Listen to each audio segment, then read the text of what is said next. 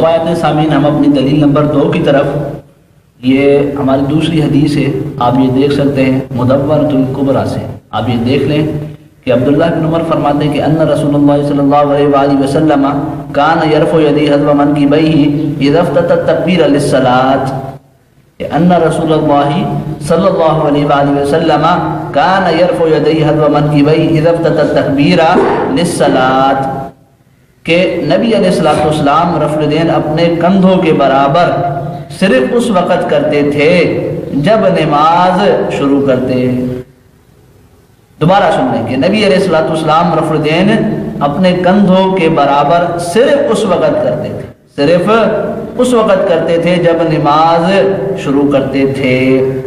اب یہ دیکھ لیں مدونۃ الکبریٰ ہے آپ کے سامنے، اور عبداللہ بن عمر فرماتے ہیں نبی علیہ السلام کے متعلق کہ نبی علیہ السلام رفع الیدین صرف اس وقت کرتے جب نماز کو شروع کرتے۔ اور ہم بھی احناف دیوبند تبلیغی حضرات رفع الیدین کب کرتے ہیں؟ جب نماز کو شروع کرتے ہیں، صرف اس وقت کرتے ہیں۔ تو جو نبی کا عمل ہے اسی طرح ہم کرتے ہیں، جو نبی کی نماز ہے اسی طرح ہم پڑھتے ہیں۔ ٹھیک ہے بھائی، اس حدیث کی سند الحمدللہ بالکل صحیح ہے، اس حدیث کی سند بالکل صحیح۔ ٹھیک ہے، اب اس کو بھی نہ ماننے کے ان کے پاس کچھ بہانے ہیں۔ مثلا ایک شبہ تو وہ یہ ڈالتے ہیں کہ جی آپ نے یہ صرف کا ترجمہ کہاں سے لائے، آپ لوگ صرف کا ترجمہ کہاں سے لائے؟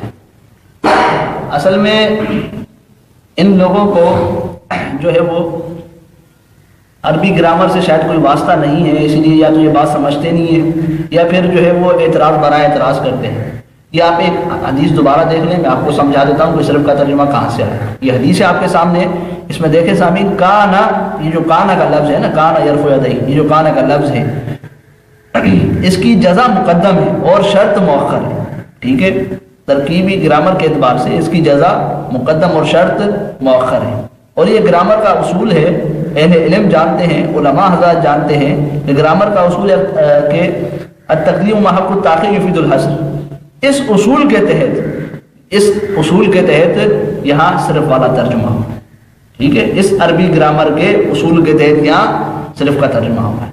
اگر پھر بھی کسی کو اعتراض ہے تو آپ اس سے ایک سوال پوچھ لیجیے کہ بھائی آپ مجھے یہ بتاؤ کہ عربی میں صرف کے لیے کون سا لفظ آتا ہے، عربی میں صرف کے لیے کون سا لفظ آتا ہے، آپ صرف اس سے یہ پوچھ لیجئے، انشاءاللہ اس کی علمی حیثیت آپ کے سامنے ظاہر ہو جائے۔ صحیح ہے، یہ ایک شبہ وہ ڈالتے ہیں۔ دوسرا شبہ اس حدیث کو نہ ماننے کا، دیکھیں حدیث کو کون نہیں مان رہا؟ اہل حدیث۔ ٹھیک ہے، حدیث کو کون نہیں مان رہا؟ اہل حدیث۔ اب اعتراض دوسرا کیا ہے وہ آپ دیکھ لیں۔ یہ حافظ زبیر عزیز صاحب کی آپ کے سامنے کتاب ہے نور العینین۔ حافظ صاحب لکھتے ہیں اسی مدونۃ الکبریٰ کے بارے میں، یہ جو کتاب جس سے ہم نے حدیث پیش کی، کہتے ہیں کہ بذات خود کتاب مدونۃ الکبریٰ کی سند اور توثیق محل نظر ہے۔ کیا لکھتے ہیں کہ بذات خود کتاب مدونۃ الکبریٰ کی سند اور توثیق محل نظر ہے، یہ لکھتے ہیں کہ سند نہ معلوم۔ حافظ زبیر عزیز صاحب کی یہ کتاب ہے کہ جن کو مختلف القابات سے یہ نوازتے ہیں، ٹھیک ہے، مختلف القابات سے نوازتے ہیں، محدث العصر کہتے ہیں۔ تو انہی حافظ زبیر عزیز صاحب نے یہ اعتراض کیا ہے، یعنی اس حدیث کی یہ جو کتاب آپ نے پیش کی ہے، اس کتاب کی جو ہے وہ سندی توثیق کی محل نظر ہے اور سندی نامعلوم ہے۔ تو دیکھیے میں آپ کو بتاتا چلوں کہ حافظ زبیر علی زئی صاحب سے پہلے، حافظ زبیر علی زئی صاحب سے پہلے کسی نے بھی اس مدونۃ الکبریٰ کتاب پر یہ اعتراض نہیں کیا۔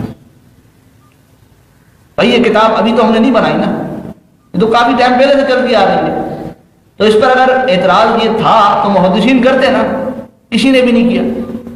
لیکن کون کر رہا ہے؟ حافظ زبیر زئی صاحب اہل حدیث عالم۔ کیوں؟ کیونکہ ان کے خلاف حدیث آ رہی ہے اور کوئی وجہ نہیں ہے۔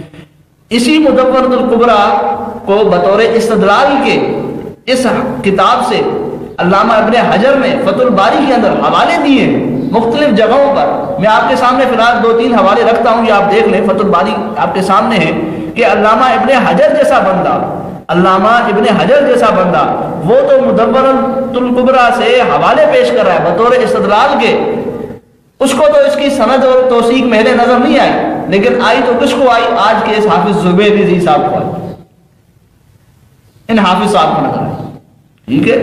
تو یہ کوئی اتنا بڑا وزنی اعتراض نہیں ہے ان کا، یہ انہوں نے ہی کیا، ان سے پہلے کسی محدث نے نہیں کیا، بلکہ محدثین نے تو اس کتاب سے بطور استدلال باتیں پیش کی، ٹھیک ہے نا، روایات پیش کی، احادیث پیش کی، تو یہ اعتراض بھی کوئی وزن نہیں رکھتا۔ بہرحال یہ ہماری 2 حدیثیں ہوئی اور سند کے اعتبار سے یہ بالکل صحیح ہے، جن سے ہمارا عمل ثابت ہوتا ہے۔